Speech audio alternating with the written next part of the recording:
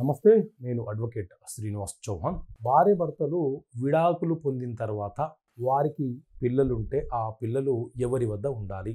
సాధారణంగా guardianship act ప్రకారంగా తల్లి మొదటి గార్డియన్ అవుతుంది కాబట్టి 5 సంవత్సరాల లోపు పిల్లలందరూ కూడా తల్లి వద్దే ఉండాలని చట్టం చెబుతుంది. అయితే కొన్ని సందర్భాలలో బాధ్యత లేని తల్లి, జూలాయిగా తిరిగే తండ్రి, తాగుబోతు తండ్రి, ఈ రకమైనటువంటి వ్యక్తిత్వాలను తల్లిదండ్రులు కలిగి ఉన్న సందర్భాలలో న్యాయస్థానము కేసును విచారణ చేసి ఆ మైనర్ పిల్లలతో మాట్లాడి ఎవరి వద్ద ఉంచాలో న్యాయస్థానము నిర్ణయం తీసుకుంటుంది.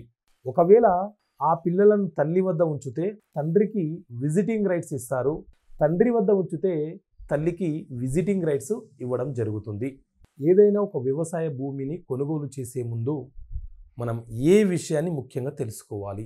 సో మిత్రులారా, ఏదైనా ఒక వ్యవసాయ భూమిని కొనుగోలు చేయడం కంటే ముందు మనం తెలుసుకోవాల్సిన అంశం ఏంటి అని అంటే, ఆ భూమి వారసత్వపు భూమియా లేకపోతే మనకు అమ్మే వ్యక్తి తన కష్టార్జితంతో కొనుగోలు చేసిన భూమియా తెలుసుకోవాలి.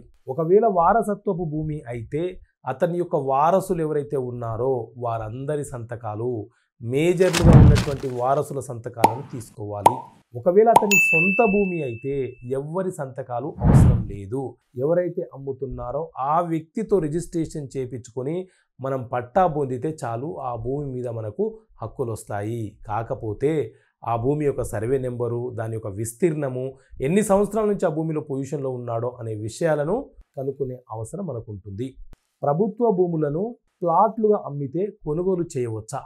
సో మిత్రులారా, ప్రభుత్వము పేద ప్రజలకు ఇచ్చినటువంటి భూములు ఏవైతే ఉన్నాయో ఆ భూములు తరతరాలుగా అనుభవించడానికి మాత్రమే ప్రభుత్వం ఇచ్చింది. పిఓటి యాక్ట్ 1977 ప్రకారంగా ప్రభుత్వ భూములు అమ్మకాలు కొనుగోలు చెయ్యొద్దు. ఈ ప్రభుత్వ భూములు అనేవి నాలాగా non agriculture land assessment act ప్రకారంగా నాలా అంటే రెసిడెన్షియల్ ప్లాట్లుగా మార్చడానికి అవకాశం లేదు. కొంతమంది ఏం చేస్తున్నారంటే ప్రభుత్వ భూములను ప్లాట్లుగా చేయించి సబ్ రిజిస్ట్రార్ల దగ్గర రిజిస్ట్రేషన్లు చేయిస్తున్నారు.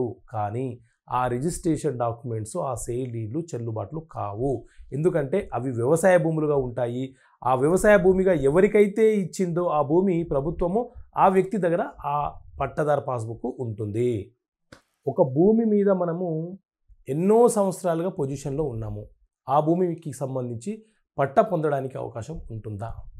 So transfer of property act అనే చట్టం ప్రకారంగా ఒక ప్రైవేట్ భూమి మీద ఒక వ్యక్తి 12 సంవత్సరాలుగా ఎవ్వరి అభ్యంతరం లేకుండా నిరంతరాయంగా ఆ భూమి మీద మనము సాగు చేసుకుంటూ ఉంటే మనము టైటిల్ డిక్లరేషన్ అనే కేసు వేసుకొని ఆ భూమి మీద పట్టా పొందవచ్చు. అదే ప్రభుత్వ భూమి మీద అయితే 30 సంవత్సరాలుగా మనము నిరంతరాయంగా సాగు చేసుకుంటూ ఉన్న సందర్భంలో అడ్వర్స్ పొజిషన్ లాగా మనము న్యాయస్థానంలో డిక్లరేషన్ కేసు వేసి పట్టా పొందే అవకాశం ఉంటుంది. కానీ మనం ఇన్ని సంవత్సరాలుగా భూమి మీద పొజిషన్లో ఉన్నట్లు నిర్ధారణ చేసేది ఎవరు? ప్రభుత్వ అధికారులు. అంటే పొజిషన్ సర్టిఫికేట్ కానీ, ఎంజాయ్మెంట్ సర్టిఫికేట్ కానీ, లేకపోతే పంచనామా నిర్వహించి ఆ పొజిషన్లో మనం ఇన్ని సంవత్సరాలుగా ఉన్నట్లు రెవెన్యూ డిపార్ట్మెంట్ వారు మనకి ఏదైనా సర్టిఫికేట్ ఇస్తే దాని ఆధారంగా కేసు వేసుకునే అవకాశం మనకు ఉంటుంది.